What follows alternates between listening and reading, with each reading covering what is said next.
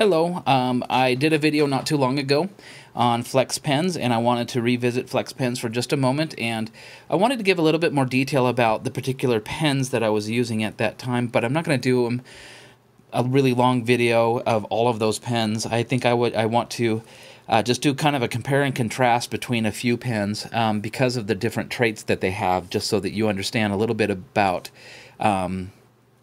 what they do and how they are a little bit different. And I think what I'll do is I'll start with the stiffest of the pens, Flex pens that I have, and the newest, which is this Monteverde Monza in this kind of, I don't know what you would call this, lime green or whatever. Obviously it's transparent green, which is kind of fun because you can see the ink and you can see the converter and all of that. But it's fitted with their Ultra Flex nib, which is this number 5 little nib with the cutouts on it and a clear feed. The ink that's in it right now is a bespoke ink, meaning that it was an ink that I mixed at the San Francisco Pen Show at the Straits Pen booth, where they had a bunch of I don't know what you would call them, if they were like base stock inks, and you could take them and you could make your own personal mix, like 3 parts of this one, 2 parts of that one, something like that. And when you had your kind of combination together, you went back to them and they would measure out and mix a bottle according to your recipe so that you had your own very personal ink, which was kind of fun. In fact, it was really fun, and if I'd been there longer, I probably would have ended up making several other inks. Anyway, I want to show how this one writes. Let me see if I can move the camera a little bit so I can get a little bit more of this paper in the shot here. Everything's pretty precarious here, and the light's not the best, but anyway. So this is the Monteverde Monza. And those of you out there who know something about this pen, it is most likely made by Jinhao in China, or one of those other companies that make very, very similar pens. I think it's the Jinhao 992. But Monteverde fits their own nibs as far as I know, and this one was tuned perfectly. I haven't had to tweak it at all. I filled it up with ink, and it is written exactly how it needs to. My writing isn't going to be great in this because I'm reaching around the camera. I don't typically write this way. My writing's a little bit better. But anyway, I just wanted to show how these things flex. So you can see that it has decent ink flow and a fair amount of flex. This is just normal, no pressure. And then this is about as much flex you can get out of it before the pen is pretty good about letting you know as far as you can go pressing down on it, because it gets too stiff and it starts to cut into the paper. So it can do this fine of a line, or it can do this thick of a line. One of the reasons this pen is kind of nice, though, is because you can use it as an everyday writer, and it will write all day long, just like any other pen, sort of like, like maybe like a Lamy All-Star. It writes a sort of a medium line, and you can write just like normally without any, and even giving it a little bit of pressure, it won't make it any thicker. You have to press kind of hard down on it to make it flex, but once it does it will, and so it's kind of a pen that can do both, be a daily writer and still give you a little bit of fun. And it's inexpensive. I paid $16 for this one. You might find it for less or a little bit more. And how robust it will be, I don't know. I've only had this one for about a week. Another pen that's similar to that in the way that it performs, although I do have to say it's a better pen for many reasons. But this is a Pelican 400 NN. From the late 60s, early 70s, most likely the late 60s, I was told by somebody who knows more about Pelicans than I. But this is the Pelican 400 NN. The ink in this one, I am pretty certain, so I'm trying to take a look at it in this bad light, is the new, oh no, I know what this one is. This is Ackerman. They have like a blue-green or something, a very dark blue-green. Anyway, it looks like almost black to me. It was at the Pelican Hub. Somebody had brought a bottle of it, and I filled this pen up with it. Anyway, this pen, too, can write very normally all day long. You can just take your notes with it. It's very, very reliable, very responsive. It's got an ebonite feed, so the ink feeds very, very nicely, and it's quite smooth, but it will also flex. It does a finer line than the Monza does, and it doesn't flex quite as wide.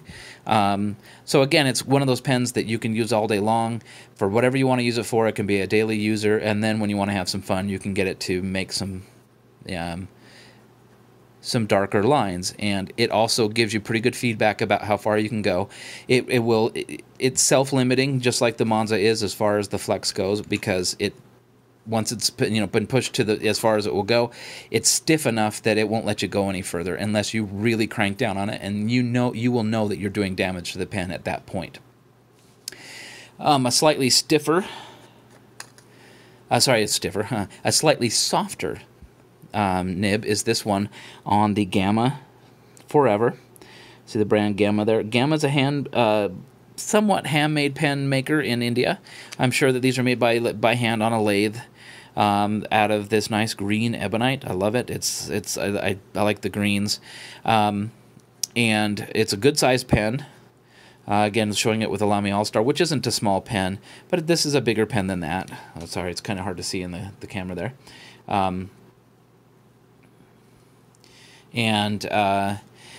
This one was fitted with the 14 karat gold Flex Nib from Fountain Pen Revolution, FPR.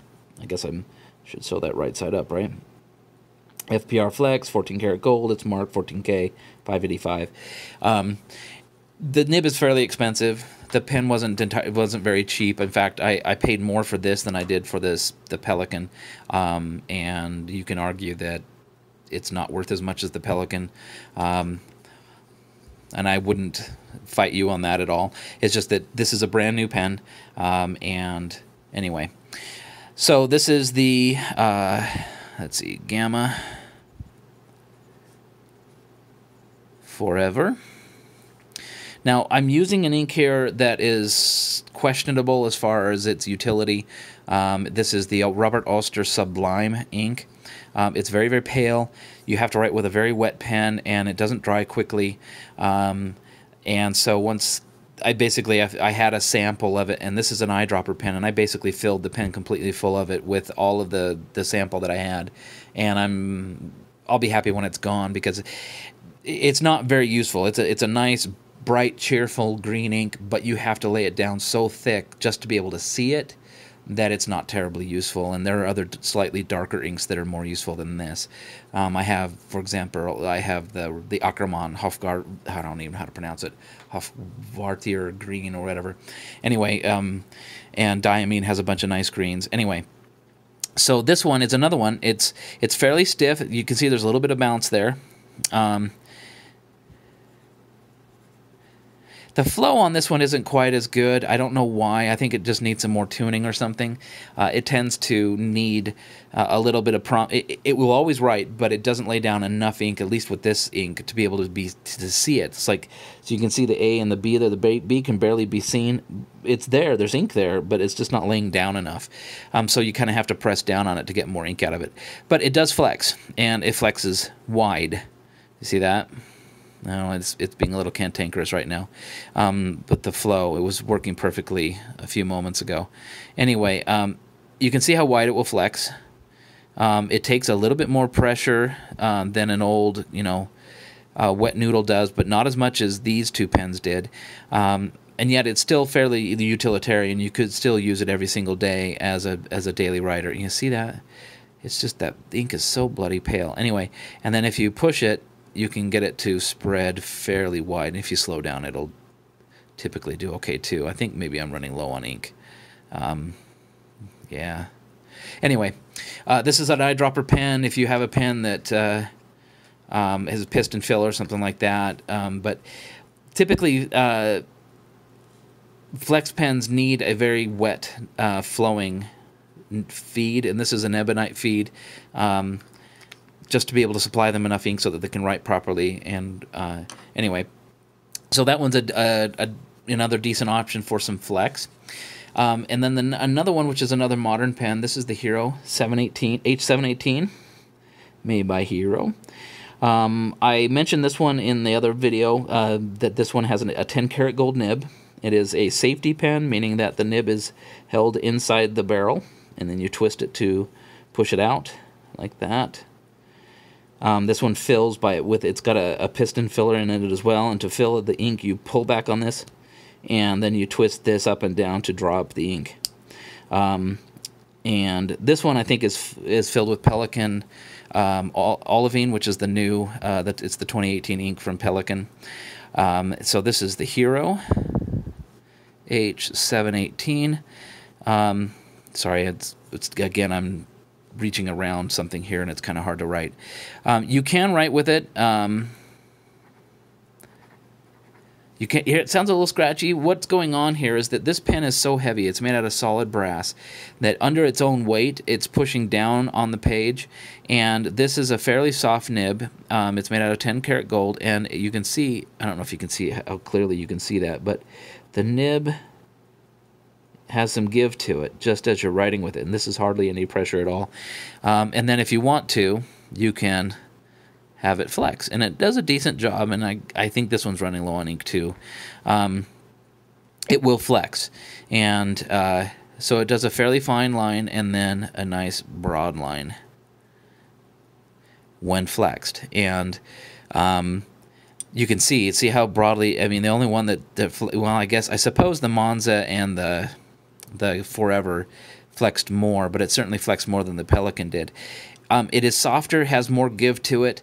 The only problem with this one is that this nib, being made out of 10 karat gold, is not as springy. It's softer than other nibs, but it's not as springy, meaning that when you get to the point in flexing it where you've gone too far, you won't necessarily know until you look at the nib, and you can easily spring the tines of this nib.